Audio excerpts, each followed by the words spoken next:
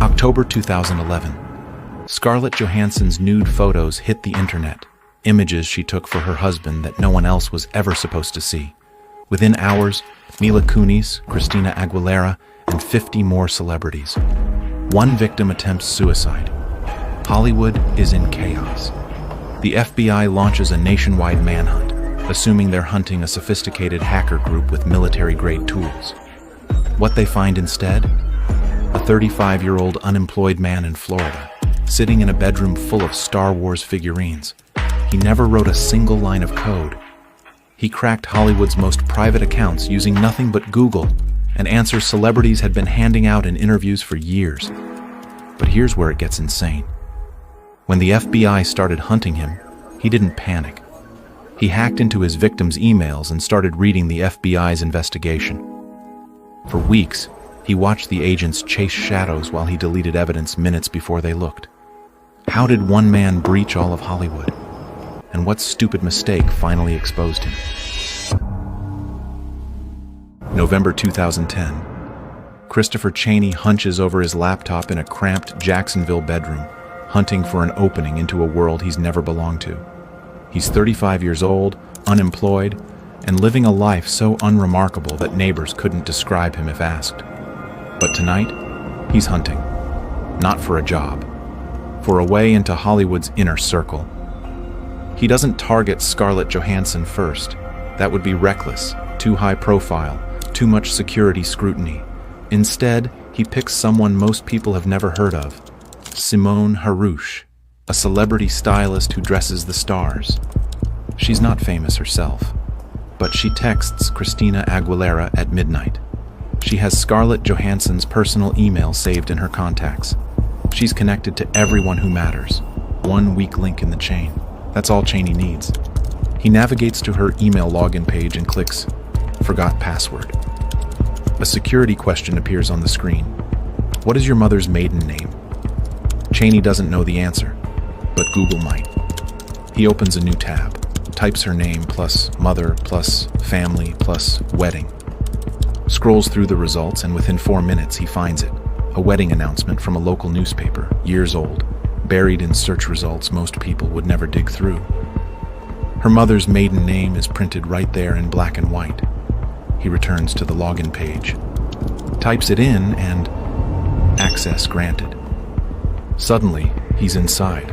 Thousands of emails spread before him like an unlocked vault. Scheduling notes with A-list clients, candid messages that were never meant for outside eyes, personal photos from fitting rooms, celebrities trying on outfits.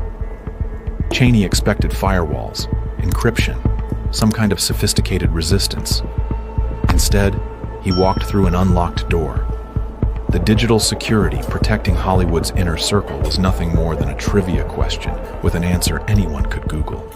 But here's where Chaney transforms a single break-in into an 11-month surveillance operation that will eventually draw the FBI. In the account settings, he discovers a feature most people never think about: email forwarding rules. His fingers tremble as he enters his own secret email address and clicks forward all incoming mail.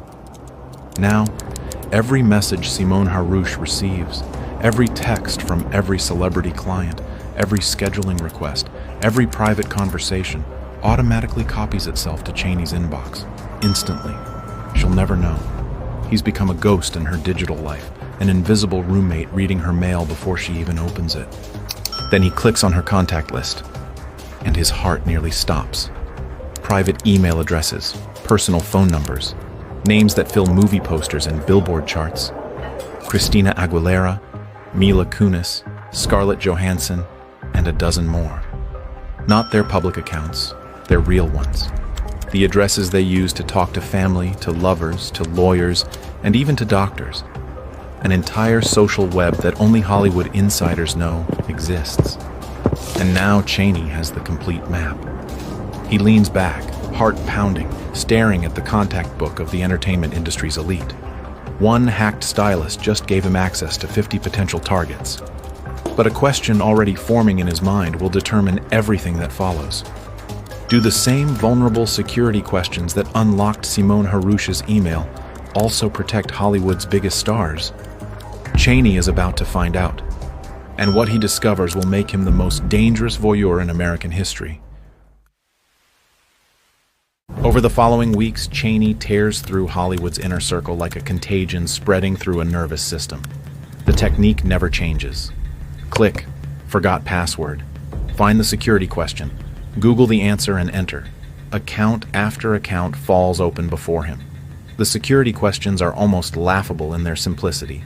What was your first pet's name? What street did you grow up on? What's your favorite movie? Celebrities answer these questions in interviews constantly, in fan Q&As, even in throwaway social media posts. They've been broadcasting their passwords for years without realizing it. Nobody connected the dots until Christopher Cheney. By February 2011, he's inhabiting dozens of inboxes simultaneously, a digital phantom moving through Hollywood's most private spaces. His days now begin and end with other people's secrets. He wakes up each morning and checks his emails, except they're not his. They belong to actors, musicians, directors, and producers. 12 hours a day, 14 hours, sometimes 16. He reads film scripts months before they reach theaters or even agents' desks. He sees tearful breakup messages between couples the tabloids still think are happy. He watches financial disputes, legal threats, and confessions meant for therapists. Travel itineraries tell him exactly where each celebrity will be tomorrow, next week, or next month. It's like watching the most exclusive reality show on Earth, unedited, unfiltered, and completely real. And no one in the world knows he's watching. He catches glimpses of the mundane amid all the glamour. A famous actor's inbox cluttered with spam for discount car insurance. A pop star bickering with her sister over a borrowed jacket. A director complaining about a parking ticket. For moments, their lives feel almost normal, relatable, human. Then the next email reveals a private crisis, an intimate confession, a photo meant only for a lover's eyes. And Cheney remembers he's peering into worlds most people only fantasize about reaching. With each passing day, his obsession deepens. He's not just watching anymore, he's building an archive. Folders on his hard drive are carefully labeled with celebrity names, thousands of photographs sorted by date and subject, confidential contracts, personal identification documents, medical records, legal correspondence. Every secret these people thought was protected by passwords and encryption, now cataloged on a stock Dell computer in suburban Florida. The man who would later be dubbed the Hackerazzi is compiling a library of Hollywood's most sensitive information, and his collection keeps growing. But one target continues to elude him: the crown jewel, the one name that would prove beyond any doubt that he can breach anyone in the industry: Scarlett Johansson. World famous, intensely private, and notoriously careful about her digital footprint, exactly the challenge his swelling ego demands. He knows pressing his luck is dangerous. The higher the profile, the greater the risk of triggering alarms. Yet, late one night, running on caffeine and adrenaline, he pulls up her contact entry from Simone Harouche's stolen address book. He stares at Scarlett Johansson's personal email address. One more hit, just one more. He clicks "Forgot password." The security question appears. What was the name of your first pet? Cheney laughs out loud in his dark bedroom. Scarlett has done hundreds of interviews over her career. Surely she's mentioned a childhood pet somewhere. He opens a search, types Scarlett Johansson childhood pet, and begins scrolling through years of archived profiles and fan sites. Minutes pass. Then, buried deep in an old magazine interview from the early 2000s, he finds it. She mentioned a cat named Trooper, a throwaway detail in a throwaway interview, forgotten by everyone except the search engines that indexed it. He types Trooper and he has it. He is in the account. Scarlett Johansson's entire digital life spreads open before him. Personal emails, celebrity contacts, and something else. Her smartphone backup, stored automatically in her cloud account. He navigates the folders until he finds one labeled DCIM, the default directory where camera photos are stored. He clicks and thumbnail images flood his screen. Private photographs, intimate and vulnerable images Scarlett took for her husband Ryan Reynolds, meant for his eyes only. The kind of photographs that would rocket around the globe in seconds if they ever leaked. Cheney's hands shake as he copies every last one to his hard drive, his face lit blue by the monitor glow. It's 3 a.m. He's done it. God mode access to Hollywood's most private star. But as he sits alone in the darkness, a new emotion flickers beneath the adrenaline. A hunger he didn't expect. He holds nuclear secrets now, career-ending, marriage-destroying, and headline-dominating secrets. He could stay invisible forever, quietly watching from the shadows. Or he could prove to the world what he's accomplished. The intoxicating thrill of secrecy wars with a desperate need for recognition. He thought being invisible was addictive. Now he's tasted real power.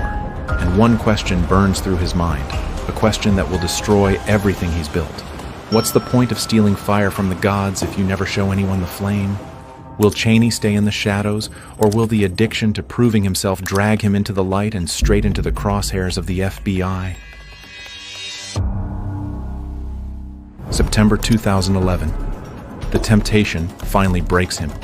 It starts with anonymous emails sent at 2 a.m. from accounts Cheney created specifically for this purpose.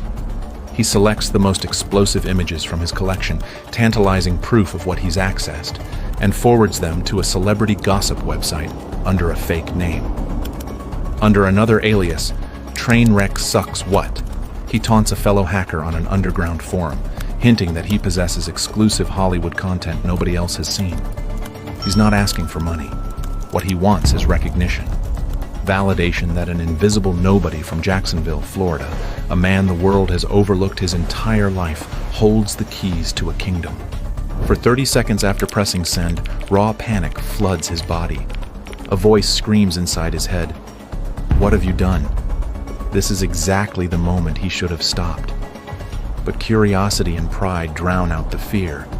He watches and waits, and he doesn't have to wait long.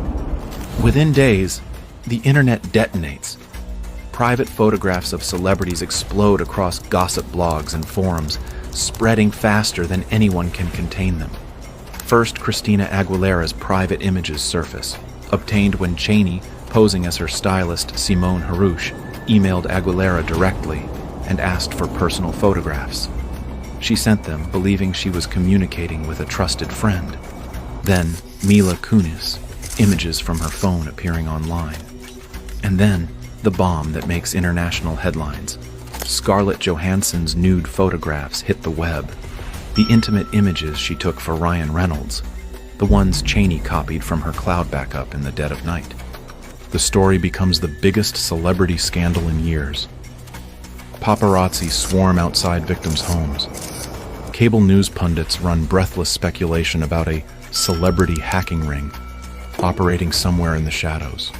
Hollywood descends into chaos. Publicists scramble for damage control. Lawyers threaten lawsuits against websites hosting the images. Agents bombard each other with frantic calls. No one knows how many people have been compromised. Everyone fears they might be next. And Christopher Cheney? He has a front row seat to the destruction he's caused. Through the forwarding rules he planted months ago, he reads every panicked email the victims send, every tearful message of comfort, every conversation between victims trying to understand how their most private moments ended up on screens around the world. Cheney has become both arsonist and spectator, lighting the fire and then sitting back to watch it burn through the lives of people who never knew he existed. But now the blaze has grown too large to ignore. The FBI activates within hours of the first major leak. What began as humiliated celebrities quietly changing passwords transforms into a high-priority federal investigation. Agents codename it Operation Hackerazzi, a nod to the way this unknown perpetrator has behaved like a ruthless digital paparazzo, hunting private moments with the same relentless hunger. Special agents from the FBI's cyber division descend on Los Angeles, interviewing victims one by one. This is no longer about embarrassing photographs. It's about federal crimes, identity theft, wiretapping, and unauthorized computer access, penalties that could mean decades in prison. Yet Cheney still feels untouchable, watching it all unfold from his Jacksonville bedroom. How will they ever find me? He's been careful. Anonymous proxies, Burner email addresses, fake identities, no direct connection to his real name anywhere in the chain. What Cheney doesn't realize, the FBI is about to make a critical mistake, one that will accidentally give him access to their entire investigation. How long can a man spy on the people hunting him before he makes a single fatal error? The FBI begins contacting victims directly, asking for their cooperation, advising them to check their email accounts for suspicious forwarding rules, scheduling interviews, sharing security recommendations. Standard investigative procedure. Except there's one catastrophic oversight. Cheney's forwarding rules are still active on multiple victim accounts. Every email the FBI sends to these celebrities automatically copies itself to Cheney's secret inbox. He's receiving the investigation's internal communications in real time. The hunters are unknowingly briefing their prey. Cheney reads a message from an FBI agent to one actress. Please check your email settings for any forwarding rules you didn't create. We suspect the perpetrator may be intercepting your communications. He intercepts this warning before she can act on it, logs into her account and deletes his forwarding rule, scrubs any evidence of his presence. The FBI examines her settings the next day, finds nothing suspicious, and marks her account as cleared. 2 days later, Cheney logs back in and quietly reactivates the forwarding. The tap is live again. He's playing puppet master while federal investigators chase ghosts. Every scheduled interview with a victim, he sees it coming. Every new security recommendation the FBI distributes, he reads it first. Every investigative lead they pursue, he watches them pursue it in real time. The man who transformed Hollywood into his personal surveillance network has now transformed the FBI into his unwitting intelligence service. He knows their moves before they make them. He feels invincible, untouchable, like a god watching mortals stumble in the dark. But living inside your enemy's head comes with a fatal requirement: constant access. To keep reading these communications, Cheney must log into the celebrity accounts repeatedly, even as federal agents monitor them with heightened scrutiny. Each login leaves a digital fingerprint. Each connection carries risk. He barely sleeps now. The obsession has consumed his entire existence. 16-hour surveillance days become 20-hour days. Every incoming email might reveal how close they're getting. Anxiety gnaws at his stomach, but the thrill of staying one step ahead is more intoxicating than any drug. He's riding a razor's edge between triumph and total destruction, and he refuses to step back. Finally, after weeks of this high-wire performance, he slips. It happens on a late September evening. Cheney is exhausted, juggling dozens of compromised accounts, processing a flood of intercepted communications. He needs to check one particular inbox quickly, just a few seconds, a quick glance to see if anything important has arrived. But instead of routing the connection through his usual chain of anonymous proxies, he connects directly, his real IP address, his real geographic location. The session lasts maybe 10 seconds, but somewhere on a server logging every access attempt, those 10 seconds are recorded. The FBI's cyber team spots the anomaly within hours. Amidst thousands of login attempts from IP addresses scattered across Eastern Europe and Asia, the work of Cheney's proxy network, one connection stands out like a signal flare in the darkness. A domestic IP address in Jacksonville, Florida. Someone local just accessed a victim's account directly. Investigators trace the IP to an internet service provider, then to a residential account, then to a physical address, then to a name: Christopher Cheney. The walls begin closing in. Agents prepare surveillance, build their case, and coordinate with prosecutors. The man who watched everyone is now being watched himself, and he has absolutely no idea. His stolen access to FBI communications shows nothing, because agents have stopped emailing the victims and started planning a raid. Will Cheney see them coming through his network of stolen inboxes?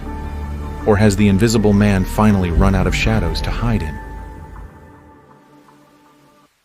October 12th, 2011, Jacksonville, Florida. A convoy of FBI vehicles surrounds a small house on a quiet suburban street. Agents take positions at every exit. Inside, Christopher Cheney sits at his computer, bloodshot eyes scanning another celebrity's inbox, completely unaware of the forces converging outside. He's been awake for 22 hours straight. He doesn't hear the vehicles positioning themselves, doesn't notice the agents in tactical gear moving silently into formation around his home. The front door explodes inward. FBI, don't move! Cheney's hands fly up instinctively. 11 months of digital invisibility, of watching, stalking, stealing, surveilling, end in 3 violent seconds. The man who lived inside Hollywood's most private moments, who read their secrets and copied their photos and watched the FBI hunt him in real time, is suddenly visible at last, blinking in the Florida dawn, wearing a wrinkled t-shirt and pajama pants, looking nothing like the sophisticated cyber-criminal investigators half expected to find. Agents sweep through his makeshift office. The scene borders on absurd. Snack wrappers everywhere, comic books stacked on shelves, a cheap Dell computer with a sticky note on the monitor reading "password."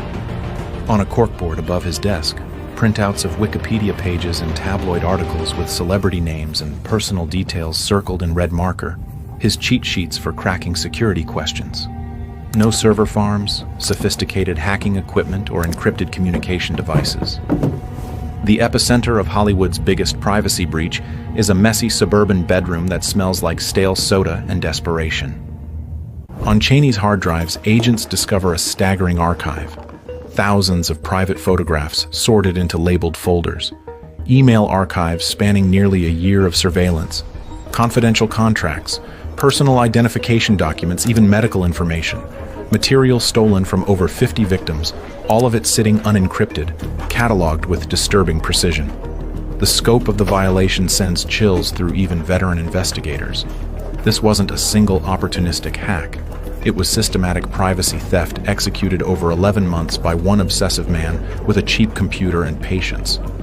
But here's the detail that shocked prosecutors most.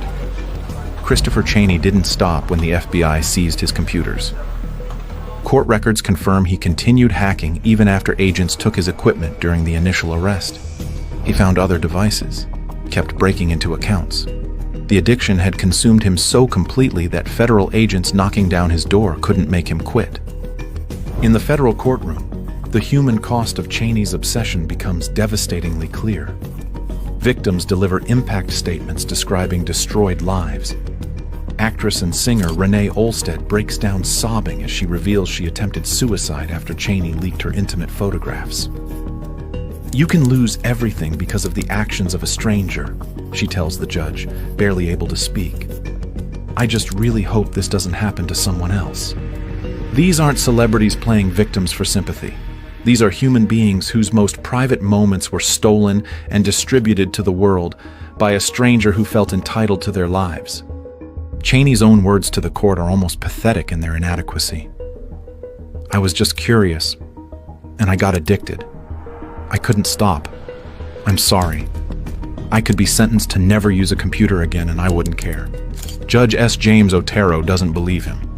He notes that Cheney's victims included 2 ordinary women, former co-workers, whom he stalked and harassed for over a decade before ever targeting celebrities. He sent nude photographs of one woman directly to her own father. Fame wasn't the trigger for his obsession. Any life he could pry into was fair game.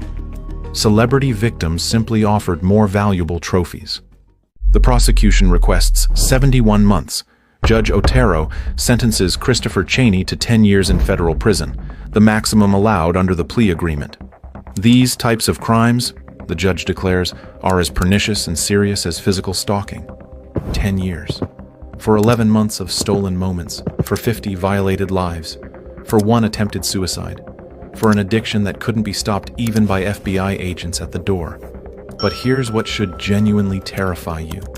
Cheney's method still works today. The same security questions that unlocked Scarlett Johansson's cloud backup are probably protecting your email account right now.